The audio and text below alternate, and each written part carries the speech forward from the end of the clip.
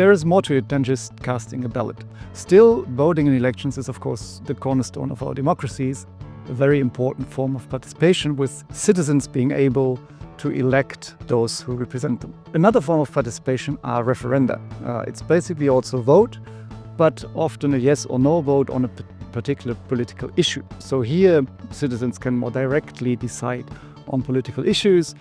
The most prominent and consequential example in the last years has been the Brexit vote in the UK. Of course, you can also join a political party. You can initiate or join a petition, which is a written request to policymakers to become politically active. And of course, you can protest. Protests are an important way of putting pressure on political actors. Think of recently the farmers' protests here in Brussels, and also the huge Fridays for Future movement.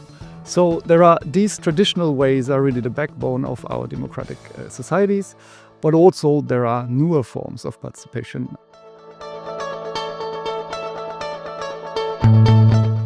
Recently, in the last 10 years, new forms of participation have, of course, evolved that on the one hand are a huge opportunity for individuals to push and amplify their causes. So think of social media, the platforms like Facebook, TikTok, Instagram, Twitter, or now X, you name them, help individuals to push their cause and amplify the impact they have.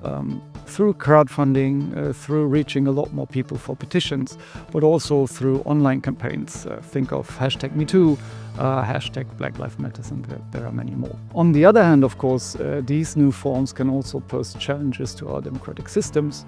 Through fake news, through targeted campaigning, they can have a disruptive effect on societal discourse or undermine democratic processes such as elections in democratic states. Another relatively new form that has its roots in antique democracy, but is currently a hot topic, are direct participation through citizen assemblies. In these assemblies, ordinary citizens get the possibility to discuss and decide on political issues. So, for example, some cities allow their citizens to discuss and decide how budget is spent locally. So these new forms, on the one hand, have a lot of potential of making the political system more accessible.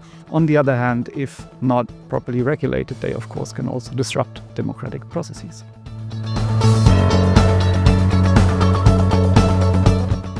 Political trust is a very important aspect that's also in the center of our research at ACT-EU. And political trust is a very important determinant of political behavior. Generally speaking, you can say the less people trust political actors, the political system, the less they have a feeling of self-efficacy. So the feeling that they themselves can have an impact on the political system. A second problematic issue is a gap of representation. Some groups in society, think of women, young people, non-academically educated people, sometimes feel they are not represented in the institutions they have elected people for. That has to do with the people themselves, but also with the causes they represent. And some groups feel that neither the people nor their interests are represented in, for example, parliaments. The third is a problem of perceived knowledge. People have the idea that they lack the knowledge of how political processes go in an ever complexer world. Think about the European Union. And also that can cause, again, problems for self-efficacy. So the idea that your vote matters. So there are three main reasons, and politicians have an important task in trying to tackle these specifically for some societal groups.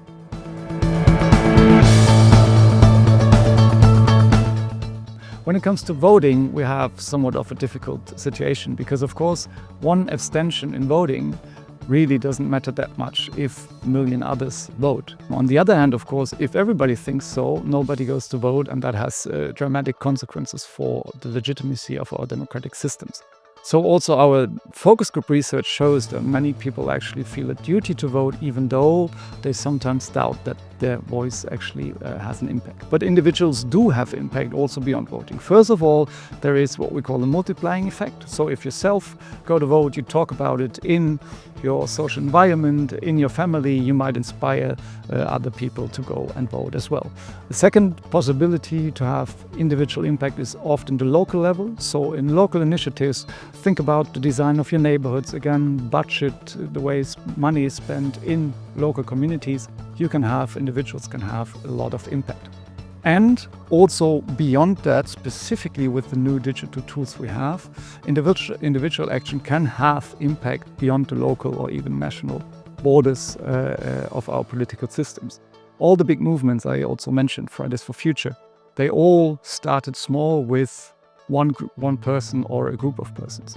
And then they got amplified through social media campaigns and had a huge impact around nearly the whole world. So there are different ways, and I just named a few, how individuals can have political impact, and it's important for political systems to keep on developing new forms of engagement for individual citizens.